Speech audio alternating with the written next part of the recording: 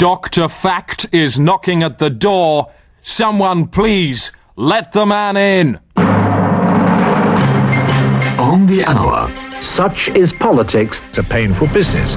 On the hour. What you mustn't do in politics is listen to people. It's a painful business.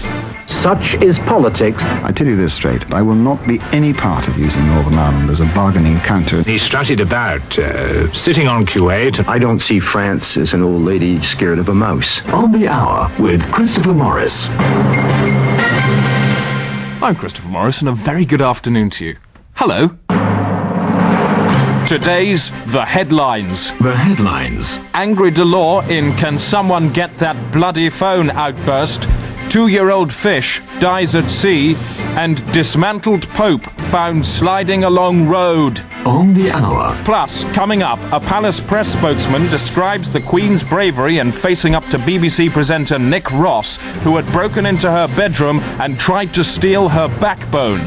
She said to herself, I think I am Queen, and I've got a backbone, and my God, I'm going to keep it stiff. Meanwhile, Ross, who's been sacked, obviously, has asked the nation for understanding. There was an incident which was childish and stupid, and naturally, I regret that. Whether that is enough to be used to try and destroy a man's career and whole life is, of course, another matter.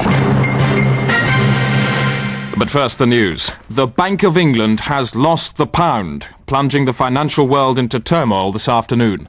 Smarting officials say a search has been mounted and there is no need to panic. This sort of thing happens all the time, said one. It's probably been misplaced under something on somebody's desk or fallen behind the coffee machine, which hasn't been moved for a while. However, trading today has been diabolical. Many report the pound had been thin and hazy for months, and the bank simply failed to heed warnings. Others link the disaster with the appearance of a strange, sexless child who was seen wandering around the square mile with an inscrutable grin. Meanwhile, the banks say they will be temporarily replacing the lost currency with sherry. On the hour. Choice morsels from a broad kitchen. This is Alan Partridge with his sports desk. More racing results just in from Chestershire. The 4:30 brouhaha finish. First, number 3, Clerical Explosion. Second, number 5, Erupted Pension. And third, number 7, Alan Beath Tonsil Boy. The going at Chestershire today was flappy to amorous. Cricket! The International Cricket Championships start this evening. Earlier last week, I shared a chat with Graham Gooch and some other English cricketers in the post-match changing rooms. I'm here in the changing rooms of the England cricket team, and I must say it's quite a sort of close, foggy atmosphere. It's all the smells of sportsmen changing. Going in the showers there and see they're getting their clothes off. There's very big blokes, certainly. And, oh, hey, there's Graham Gooch. Graham, Alan Partridge. Yeah, you got a few questions, Mr. Can you not stop messing about, or I'll have your. You look pretty sexy, Alan. Oh, thanks a lot. I'll have your balls. Just a bit of a joke there. Graham, the gear. Tell us a bit about the gear, because it sort of looks funny. Well, what's this? What's this here? What's this thing here? That's called a box. A box. Oh, right, I see. To protect the old nose. Just put it on my head here. Just slip dip that it on on. your face there, Mr. It's right over my nose now. I don't know if you still hear me. It makes me. I feel a bit like Darth Vader.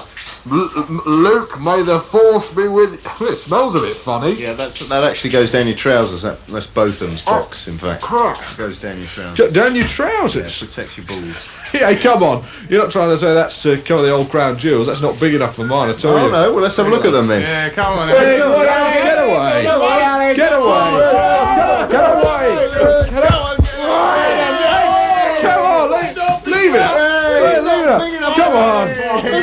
That's no bigger than a bale. Yeah, leave it out. It's pretty cold in here. You've got a bale down there. Yeah. Just give us me trousers back, all right? Come on, it's BBC property. They're in the shower. Oh, get away. Yeah, you're rubbish at cricket, even though you play for England. Signing cock. This is... Yeah!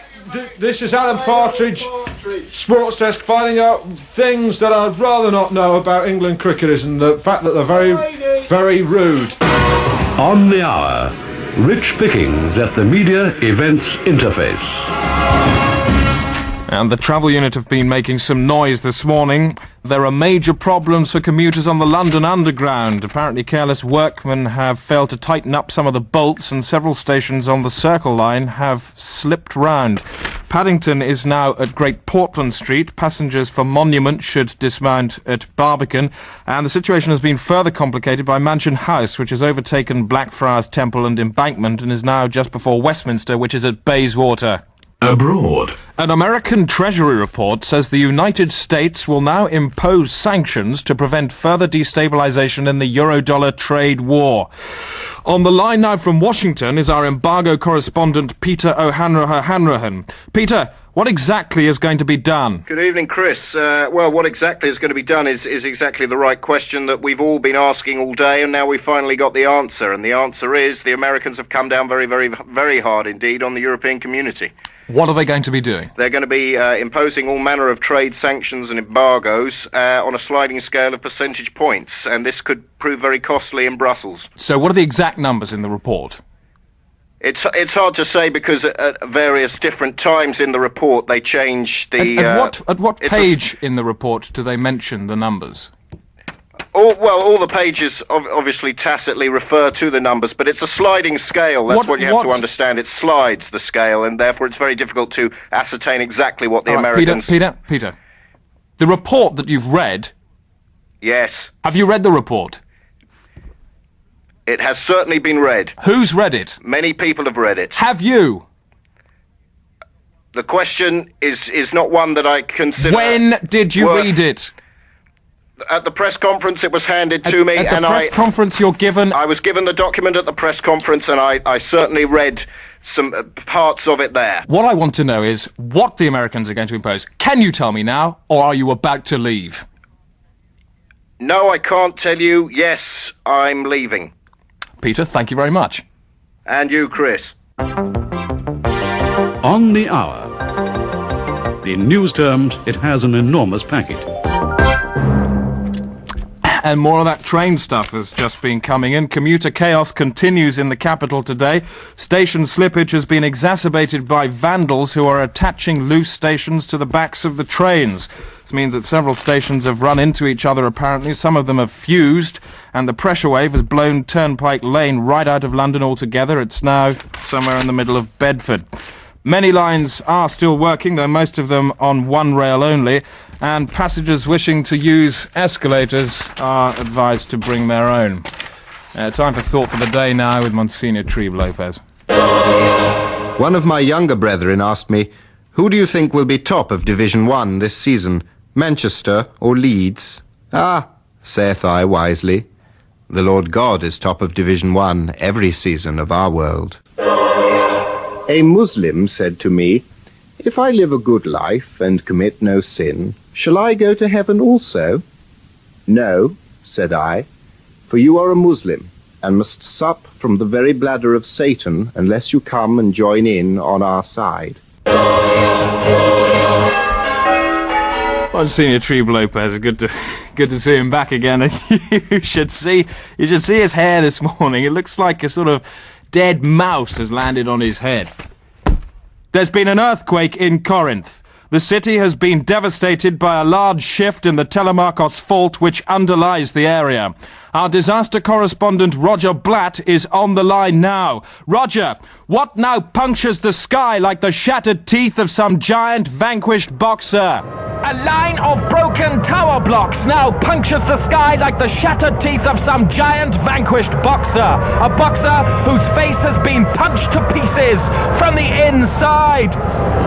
Just 12 hours ago, this historic city, which since landing here this morning I've come to regard as my home, was blissfully unaware that the mighty bank of the Telemarkos fault was about to call in its terrible loan. That bill contained not only the vast debt of destruction, not only the massive compound interest of falling buildings and cracks in the ground, but the inevitable surcharge of severed limbs, crushed bone, and diabolical pain. All around me now, the air is bothered by the cries of the bereaved and injured. That is the sound of a bereaved, and this is the sound of an injured. On the hour. News of when the Earth moves, even if it means having to move the Earth. Well, what exactly happens when an earthquake of this size strikes? I'm joined now in the studio by our expert, Edward Crane. Well, the essential building blocks of an earthquake are pretty much like this. Here are two tectonic plates. Here is a landmass which immediately overlies them. And this pencil is a city built on top of the landmass. Now here is what happens when the earthquake starts. First of all, the plates begin to push against each other. This causes a strain to build up. Here it is. And soon, the plates begin to chafe. The ground leaps and bucks like a dog biting an electric fence. Solid concrete is shattered. Gas pipes burst to cause explosions, and very shortly the entire city is completely destroyed. And so, what happens to the inhabitants? Well, if the population is represented by these mice and a hole in the ground by this vacuum cleaner, then this is what happens. Newsquake. And back to Roger Blatt now in Corinth. Roger, I believe the first of the leading backbench politicians with an independent program of personal aid has just arrived. Yes, it's Paul Terrace, and he's standing beside me now. Mr. Terrace, you're tipped to become a minister in the next cabinet reshuffle if you maintain a high enough public profile. Why are you here? Right, well, first of all, I'm extremely glad you've asked me that question. Thanks! What I want to get quite clear about this is that my presence here has nothing to do with me, the politician, and everything to do with me, the person. The politics don't matter a flying slippery swig. And what me, the person's got to do right now is plunge head first into this mess and pull Johnny Greek out of it. How are you going to do that? By giving out parcels. Every one of my parcels contains a clean suit and a brand new toothbrush. How's a clean suit and a toothbrush going to help? What you've got to understand is that these people's lives have been shattered. They've got to rebuild them from scratch, and that's a hell of a task. I can tell you, because I had to rebuild my own life once, and I know I wouldn't have got anywhere at all had I not had about me at all times a clean suit and a brand new toothbrush. With that, you're ready for anything. Look at this man here. He's a bloody mess. You're a bloody mess, aren't you? Yes, you are. But I know what you're saying. You're saying, give me a clean suit and a brand new toothbrush, and I'm ready for anything. Well, don't worry, I'm here. Leave him alone, he's mine. Good God. That's Philip Skane, your main rival for the cabinet appointment. Well, kiss my bloody neck. Mr. Skane is distributing his parcels at the moment. They each contain a roll-on deodorant and a selection of colognes. With these fresh aroma, I will help these people regain their self-respect. They need a suit. Come at you. He's approaching a victim now. God, man, you absolutely reek. Give him a suit. It's a man who's lost both his arms. Now, let me rub this fragrance of sweet peas into what's left of your armpits. Did you see the man needs a suit? Don't worry, it always stings at first. Give him a bloody suit. On the hour, three-dimensional Quakerama.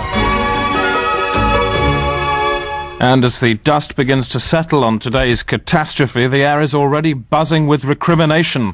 Critics are saying that much of the destruction could have been avoided. City planners are being asked to justify their decision to build a system of glass motorways and to explain why the foundations of the city's largest buildings were made of crisps.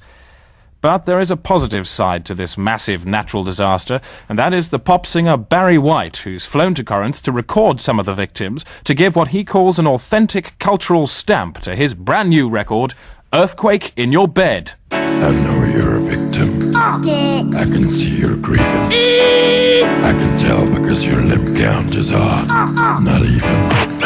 I can see you're lying in the bricks and the dust. In fact, I know you're dying to feel my seismic thrust. Oh, baby, let's forget the pain, the horror of this place. You don't care about the blood when you're sitting on my face. Don't give a second thought to the wounds that name your frame. 'Cause I know that deep inside you'll still taste the same. Oh, earthquake in your bed. No, baby, because you'll soon be dead. No good forgiving. Oh, earthquake in your bed.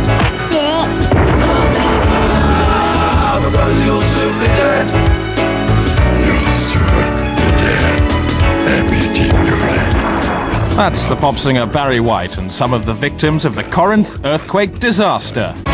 On the hour, the world in a tablet. And if you're worried about any relatives or friends you may know out there in Corinth, then you may wish to distract yourself by listening to Radio 4 this afternoon, when at 4:30 there's another chance to eavesdrop on the Welsh, talking about their language, life and culture. I remember I went to the dentist once, and he was Welsh, and we had a bit of a laugh because the drill wasn't working. Did you hear the story about the bloke at a threshing machine? And he got all tangled up in that, and yes. his head come off, but he managed to pick it up and run the 100 yards to the farm, and by the wonders of surgery, they sewn it back on again. No, that was in Wales, was it? That wasn't in Wales. That was in Ohio, in America. That's the Welsh this afternoon at 90 minutes past 3, and earlier at 12:25, Brain of Britain is hosted by Robert Robinson. This week's Brain is Melvin Bragg. Of which country was Victoria not the Queen, though her two predecessors had been its king? The Lake District. No, I think she was the Empress there, wasn't she? All right, your gift is God-given. All right, you didn't learn to tap dance, you just learned routines. Who were the two presenters of the Channel 4 series Orchestra? Mickey Rooney and Desmond Lynam. Which anaesthetic was first used by Sir James Young Simpson in Edinburgh? Andrew Neil, editor of the Sunday Times. What in Paris are the bateaux mouches? British. When members of the House of Commons vote on a bill, they go into one of two division lobbies. What is the name of each of these lobbies? It's a personal contradiction in the whole environmental thing, which you must come across, Jane, and I suspect you do too. No. Whereabouts in Wales will the 1992 National Garden Festival be held? Start the week, first edition news series. Join us next week. Good morning. Yes, that's it. Join Melvin Bragg and Robert Robinson this lunchtime on Radio 4. The time is just coming up to 3 o'clock on Sunday, the 4th of June. It's 8 o'clock on Tuesday, the 18th of February. The headlines today: new low for GATT as euro-dollar trade war deepens. We will be featuring that story in full after the news, so it won't actually be mentioned in the bulletin in case in some way it preempts the more detailed analysis which follows, perhaps stealing the thunder of the later report by presenting a filleted version of the facts without due reference to the background details. The other headlines today: guns, numbers and the unemployed. And now, with the news in full, here's the continuity announcer. Police have shot dead a man thought to be carrying a loaded weapon and holding a family of 3 hostage in a house in Peterborough. They have denied rumours that a replica was involved, but whilst they have shown that the gun was genuine, a search revealed that all the hostages were replicas and the house was an imitation of the sort found in any high street toy shop. The man was also false. This report from Paul Stafford.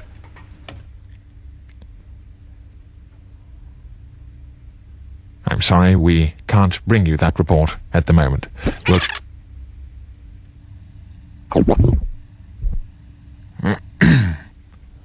Mathematicians have announced the existence of a new whole number which lies between 27 and 28. We don't know why it's there or what it does, said Cambridge mathematician Dr. Hilliard Halliard. We only know that it doesn't behave properly when put into equations and that it is divisible by 6, though only once. Here's our science correspondent, Nick Watkins. I'm sorry, we don't appear to... Minimum wage!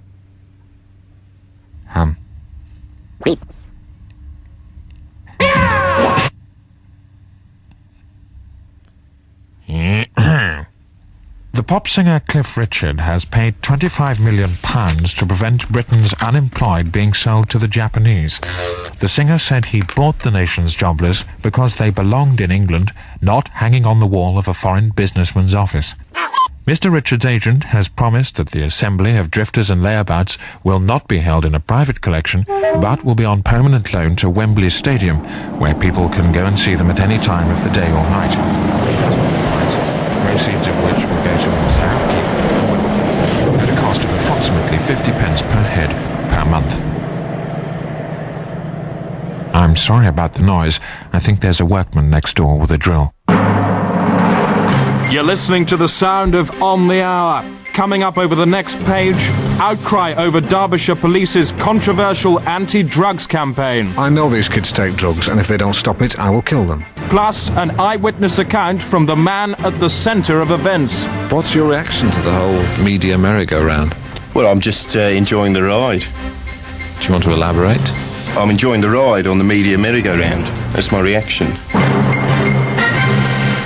News. And it's been announced this morning that Prince Harry has split up. The 7-year-old had been experiencing increasing bodily disquiet for some time. There were rumoured to be irreconcilable differences between several of his limbs, and the secret became public when he could no longer hold it together and flew to pieces in front of reporters today. The Queen is said to be very sad. On the Hour. The Queen may be sad, but she certainly doesn't drive her own car. And even if she were happy, would she put her foot firmly on the brakes? Brakes is what On the Hour does to the mould, so it's been said, and mould is coloured green. Green is the colour of Rosie May's desk. Green Desk. Green news update from me, Rosie May. Teenage girls' vests. Teenage girls' vests can be used to keep the woodland creatures of Romania warm this winter. So says Philip Griffiths of Solihull in the West Midlands. Mr. Griffiths is appealing for enough teenage girls' vests to fill an entire bag. These will be worn by orphaned mice, stoats and otters in Romania.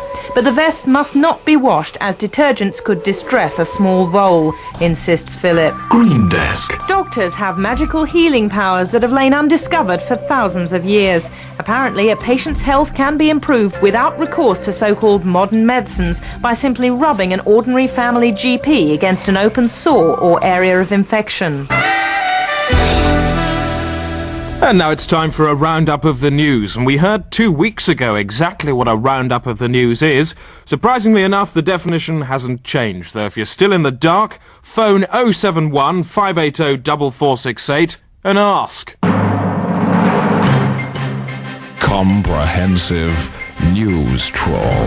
February, and more trouble for President Boris Yeltsin as the Ukraine declared its own independent laws of physics.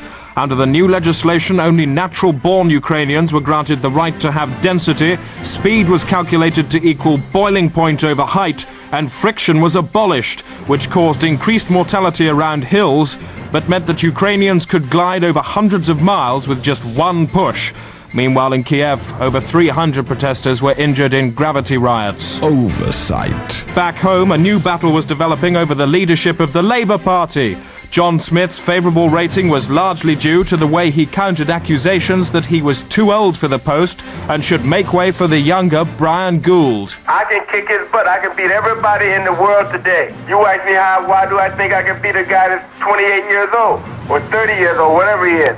I can beat anybody. 90-degree Newsarama. On the 3rd of April, fans of BBC Radio 4 were shocked to hear the continuity announcer Brian Perkins resign during a live transmission. I have lost my freedom, my home, my family, my daily life, and I want them back. And more tragedy on the 24th.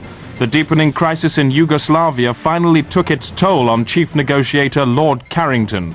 After disappearing for 3 days, he was found slumped on a bar stool in Dubrovnik, his sobriety cruelly eroded by the enormity of events. I think it's time to get tough with everybody. I mean, it isn't just President Milosevic.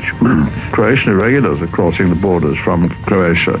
And the Muslims, I think, are being pretty provocative. And the JNA are behaving very badly. I mean, it's all of them, as always.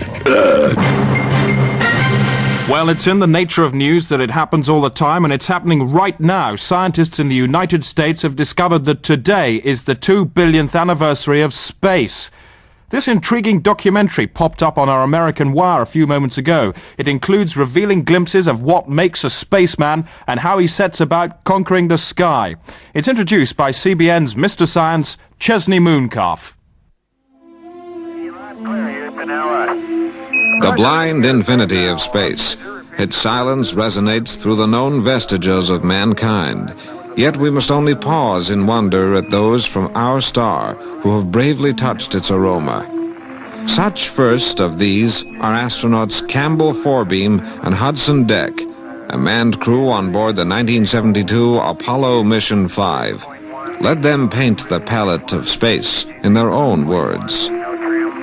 So when you see the Earth, kind of like you're in space, and you see the Earth, it's very much like a boiled sweet. Like, I was very worried about going to the toilet in a small space. And I had an itch on my nose and I couldn't scratch it because of the helmet. I mean, from where I was sitting on the way out, I couldn't actually see the Earth. No, there was only one guy, the chief astronaut. He had the window seat. I was in the locker room.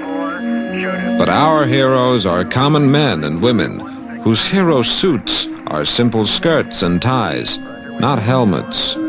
Those on the ground, who, in a sense, stayed behind to man the terminals that kept that soaring dream alive with correct coordinates.